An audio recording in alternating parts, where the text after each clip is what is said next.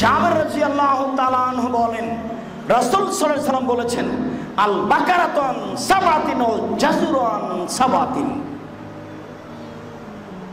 গরু 7 জনের পক্ষ থেকে, উট 7 জনের পক্ষ থেকে, অফি রিওয়ায়াতিন আল জাসুরান আশারা, উট 10 জনের পক্ষ থেকে। গরু 7 জনের পক্ষ থেকে কুরবানি করা যায়, উট 7 জন 10 জনের পক্ষ থেকে কুরবানি করা যায়, তবে জন 7 পরিবার নয়, জন। বিষয়টি যদিও সফরের সাথে সম্পৃক্ত, আমরা সফরের কথা আপনাকে বলতে চাচ্ছি না, আপনাকে বলছি 7 জন 7 পরিবার নয়। প্রথমত বলছি, 7 পরিবারের পক্ষ থেকে একটি গরু কুরবানি করতে হবে, এরকম হাদিস পৃথিবীতে নেই।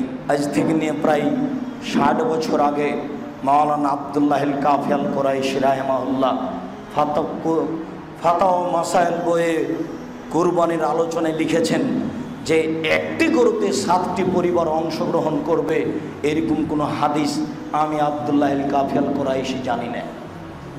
তা আপনি কি বুঝলেন? আল্লাহ রসুল ভেড়াটা ফেলে দিলেন, পা চাপিয়ে দিলেন, দিয়ে বলছেন, আল্লাহুম্মা, হে আল্লাহ, তাকাব্বাল মিন মুহাম্মদ, এটা তুমি মুহাম্মাদের পক্ষ থেকে কবুল করো, অমিন আলে মুহাম্মদ, মুহাম্মাদের পরিবারের পক্ষ থেকে কবুল করো। তাহলে বোঝা যাচ্ছে ব্যক্তি আর পরিবার দুইটা হাদিসে আছে। 7টা যখন আসলো গরুতে, তখন তো আল্লাহ রসুল বললেন না একটি গরু কুরবানি করো 7 জনের পক্ষ থেকে এবং তাদের পরিবারের পক্ষ থেকে, এটা তো আসলো না হাদিসে। এখন তো ঠিকই বুখারী মুসলিমের হাদিসে এসেছে, তিনি বলছেন, আল্লাহুম্মা তাকাব্বাল, হে আল্লাহ তুমি কবুল করো, মিন মুহাম্মদ, মুহাম্মাদের পক্ষ থেকে, অমিন আলে মুহাম্মদ, মুহাম্মাদের পরিবারের পক্ষ থেকে। একটা ভেড়া কুরবানি করছেন নিজের পক্ষ থেকে আর পরিবারের পক্ষ থেকে। আমি কেমনে বুঝাই? আমি প্রাণপণে চেষ্টা করছি আপনাকে বোঝানোর, যদি বুঝাতে না পারি তাহলে এটা আমার অক্ষমতা, আমার অক্ষমতার দরুন আপনাকে আমি বুঝাতে পারলাম না। হাদিস ঠিকই আছে। 2, মেখনাফ ইবনে সুলাইম রাদিয়াল্লাহু তাআলা আনহু বলেন, আমরা আরাফার মাঠে ছিলাম, কুন্না ওকুফান ফি আরাফা, আমরা আরাফার মাঠে ছিলাম। তিনি বিদায় হজের ভাষণে বললেন, ইয়া আইয়ুহান নাস, হে পৃথিবীর মানুষ, মনে রেখো, ইন্না আলা কুল্লি আহলি বাইতিন ফি কুল্লি আমিন উজিয়া, প্রত্যেক বছর প্রত্যেকটা পরিবারের পক্ষ থেকে অন্তত একটা প্রাণী কুরবানি করতে হবে, অন্তত একটা। একবারে খাস করে নির্দিষ্ট করে, পৃথিবীর মানুষ মনে রেখো,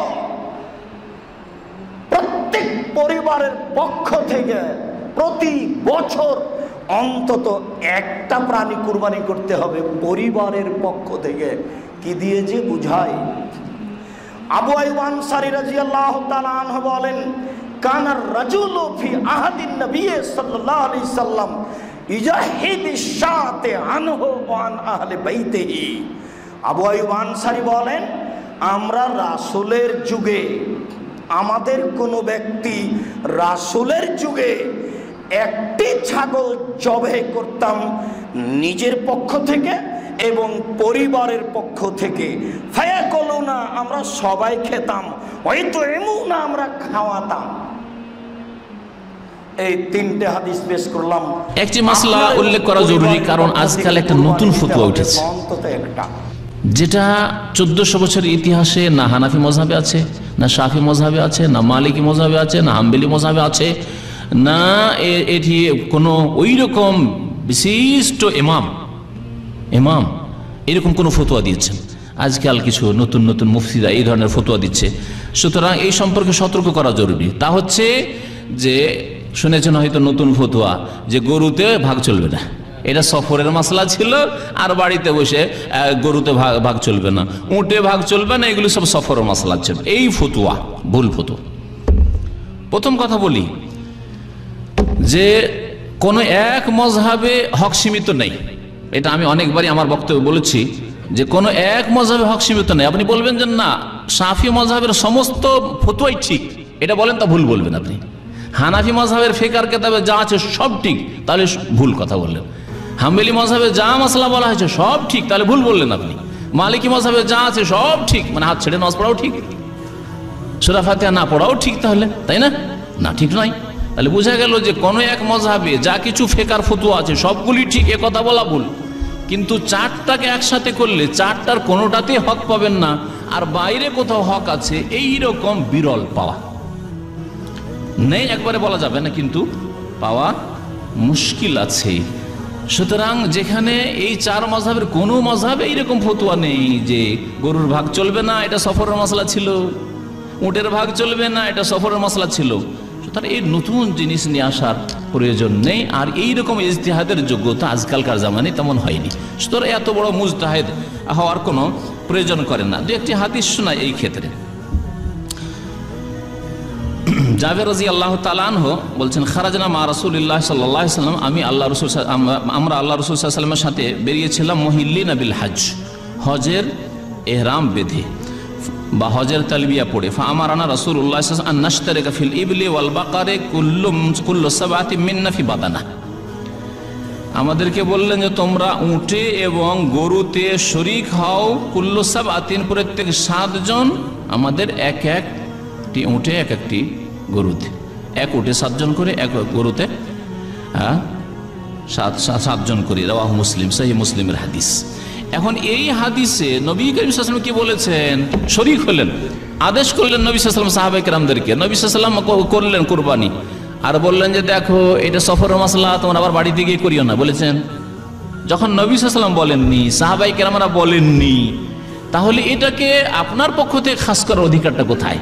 যে না না, যেহেতু এটা সফরের মাসলা, সুতরাং বাড়িতে মুকিম অবস্থায় গরুর ভাগা চলবে না, আর খাস কি বলছে উটের ভাগা চলবে না। এই ফতোয়া মন গড়া ফতোয়া, যেখানে নবী সাল্লাল্লাহু আলাইহি ওয়াসাল্লাম খোলা রেখেছেন, খোলা আছে। 17 নম্বর প্রশ্ন হলো ভাগে কোরবানি দেওয়া যাবে কিনা। এটা একটা গুরুত্বপূর্ণ প্রশ্ন আজকালকার যুগে, কারণ কোন কোন ওলামা একরাম বলছেন ভাগে কোরবানি দেওয়া যাবে না, বরং গরু হোক আর ওট হোক, যত বড় পশুই হোক, দিলে একজনের পক্ষ থেকে দিতে হবে, 7 ব্যক্তির পক্ষ থেকে যথেষ্ট হবে। এই যে কথা প্রচলিত আছে, এটাকে অনেক কোন কোন ওলামা একরাম কি করছেন? অস্বীকার করছেন। আসলে সঠিক কোনটা এ ব্যাপারে আগেই বলেছি যে একাডেমিক আলোচনা খুব বেশি লম্বাচড়া করার ইচ্ছা নাই এবং সুযোগও নেই। শুধু সংক্ষেপে এটুকু বলবো, সব যুগেই সবচাইতে বেশি সংখ্যক ওলামাদের মতে, বলা যায় প্রায় সবার মতে, সমস্ত ওলামা একরামের মতেই বলা যেতে পারে প্রায়, গরুর ক্ষেত্রে একটা গরু 7 জন ব্যক্তির পক্ষ থেকে কি হবে? কোরবানির জন্য যথেষ্ট হবে। এক্ষেত্রে বিচ্ছিন্নভাবে যে 2-1 আলেম বলছেন যে গরু হোক আর ওট হোক একজন থেকে হবে, 7 জন থেকে হবে না, তাদের যুক্তিগুলা খুবই ঠুনকো এবং খুবই দুর্বল। নবী আলাইহিস সালাম যে সফরে একাধিক ব্যক্তিকে কোরবানিতে অংশগ্রহণের সুযোগ দিয়েছিলেন, তারা বলেন যে এটা সফরের জন্য নির্দিষ্ট, অথচ নবী আলাইহিস সালাম সেটা নির্দিষ্ট করেন নাই, এটা ওনারা নির্দিষ্ট করছেন। নবী আলাইহিস সালামের কোনো নির্দেশ সফরে হোক, হাজারে হোক, সফরের বাইরে হোক, যে কোনো নির্দেশ সাধারণত ব্যাপকভাবেই সবার জন্য সব সময়ের জন্য প্রযোজ্য হয়, যদি কোরআন এবং সুন্নাহর কোনো বর্ণনা দ্বারা নবী আলাইহিস সালাম নিজে ওইটাকে নির্দিষ্ট না করে দেন। তিনি সফরে যদি কোনো নির্দেশ করেন, ওই সফরের বাইরের জন্য সেটা কার্যকর হবে কি হবে না? যদি কেউ সফরের জন্য নির্দিষ্ট করতে চায়, তাহলে তার জন্য পৃথক দলিলের প্রয়োজন। বিধায় এটাই হলো বেশিরভাগ ওলামা একরামের মত। বিচ্ছিন্নভাবে কোনো আলেমের মত থাকতে পারে, কিন্তু সে 1-2 জন আলেমের কথা না শুনে সংখ্যাগরিষ্ঠ ওলামা একরামের মতের উপর আমল করবেন। গরুর ক্ষেত্রে 7 জনের পক্ষ থেকে যথেষ্ট হবে। তবে একটা কথা এখানে বলতেই হবে, সেটা হলো উত্তম হলো একাকি দেওয়া, ভাগে না দিয়ে কি দেওয়া? একাকি দেওয়া। এক্ষেত্রে কারোর কোনো দ্বিমত নাই, একাকি দিতে পারলে সেটা সবচেয়ে বেস্ট এবং ভালো। এই নিয়ে একটা দ্বন্দ্ব আছে সমাজে, তুমুল দ্বন্দ্ব আছে। বন্ধুরা আমার, ভাগা কুরবানি করা নাজায়েজ, ভাগা কুরবানি করা হারাম, এটা কথা নয়। চালু আছে, আপনারা করছেন, তবে হাদিসগুলোর দিকে দৃষ্টি দিবেন, তবে নিঃসন্দেহে এটা মতনৈক্যপূর্ণ, এতে কোনো সন্দেহ নেই। প্রত্যেক পরিবারের পক্ষ থেকে একটি কুরবানি করাটাই হলো সুন্নাত।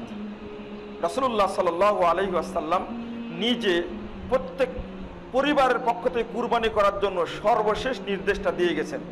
সেটা কি? বিদায় হজ্জের শেষ ভাষণে হাদিসটা আসছে তিরমিজির 278 পৃষ্ঠা এবং আবু দাউদের মধ্যে আসছে 385 পৃষ্ঠা। রাসূলুল্লাহ সাল্লাল্লাহু আলাইহি ওয়াসাল্লাম বলেছেন, আলা ইন্না ফি কুল্লি আহলি বাইতিন ফি কুল্লি আমিন উযহিয়া, সাবধান, তোমাদের প্রত্যেক পরিবারের পক্ষ থেকে প্রত্যেক বছর একটি করে কুরবানি। এটা হলো মূল কথা। আমরা যারা সাধ্য রাখি তারা পরিবারের পক্ষ থেকে যদি একটা পারে একটা করব, দুইটা পারলে দুইটা করব, যদি আপনি 100 কুরবানি করতে পারেন তাও করুন। রাসূল সাল্লাল্লাহু আলাইহি ওয়াসাল্লাম তিনি 100টা কুরবানি করেছিলেন। প্রথমে তিনি করলেন 60টি, পরে করতে পারলেন না, আলীকে দিয়ে দেন, আলী তুমি বাকিটা করো। 2352 নম্বর হাদিস, 53, 54, 49 নম্বর হাদিস সহিহ মুসলিমের মধ্যে আসছে। তাহলে আমরা যদি সাধ্য রাখি অনেকগুলো করব, যদি না পারি তাহলে একটি করব। আর যারা পারবই না কুরবানি করতে, কুরবানি করা ফরজ নয়, এটা হলো সুন্নাত। এটা বুঝানোর জন্য আবু বকর এবং ওমর রাদিয়াল্লাহু আনহু মাঝে মাঝে কুরবানি দিতেন না। রাসূলুল্লাহ সাল্লাল্লাহু আলাইহি ওয়াসাল্লাম বলেছেন, 3123 নম্বর হাদিস ইবনে মাজার মধ্যে আসছে, মান কানা লাহু সাআ ওয়া লাম ইউযাহি ফালাম ইয়াকরাবান্না মুসাল্লানা, যে ব্যক্তি সাধ্য রাখে কুরবানি করার কিন্তু কুরবানি করলো না, ও যেন আমাদের ঈদগাহে উপস্থিত না হয়। সংক্ষেপে একটা কথা বলে দিই, এখানে অনেক কুরবানির ফজিলত আপনারা শুনবেন বিভিন্ন জায়গায়। এক বাক্যে কুরবানির রক্ত, পশম, গরু সম্পর্কে যত বর্ণনা আছে সমস্ত বর্ণনায় দুর্বল বর্ণনা, জয়ীফ বর্ণনা। যেমন প্রত্যেকটা লোমের বিনিময়ে একটা নেকি হয়, তার কাল কিয়ামতের মাঠে কুরবানির খুর, হাড়, মাথা এইগুলো চলে যাবে, সব দাড়ি পাল্লায় উঠে যাবে। যে বর্ণনাগুলো আছে এই বর্ণনাগুলো কোনোটাই ঠিক নয়। এগুলো থেকে আমাদের আলেম সমাজকে বিরত থাকতে হবে, বরং সহিহ যে ফজিলতটা সেটা বলার চেষ্টা করতে হবে। হ্যাঁ, এখানে একটা কথা বলছিলাম যে ভাগা কুরবানির বিষয়টা, সফর অবস্থায় যে কোনো সফরে থাকলে আপনারা কুরবানি করতে পারবেন 10 জন মিলে একটা পরিবার, 7 জন মিলে একটা পরিবার।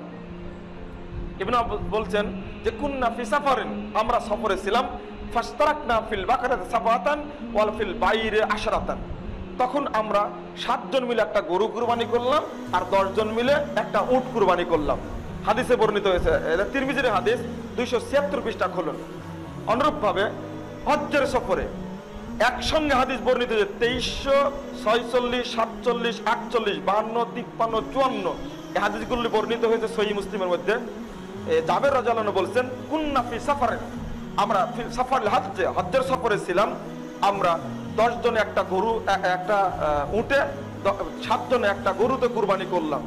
এইভাবে হাদিসগুলো বর্ণিত হয়েছে। সমস্যা বেঁধেছে একটি হাদিস সমস্যা। হাদিসটা হলো এই যে আল বাকারাতু মিন সাবাতিন ওয়াল জাজুরু মিন সাবাতিন, গরু 7 জনে, উট 7 জনে, একটা বর্ণনা আসছে, কিন্তু কোথায়, মুকিম অবস্থায় না মুসাফির অবস্থায়, এই হাদিসে কিন্তু বর্ণনা করা হয়নি, নেই। এখন এই হাদিস দ্বারা কেউ দলিল নিবে যে মুকিম অবস্থায় 7 জনে কুরবানি করা যাবে, আবার কেউ বলবে না এটা তো সফর অবস্থাও হতে পারে। এই হাদিসটা কোথাকার হাদিস, আমি কোথায় পাবো হাদিসটা?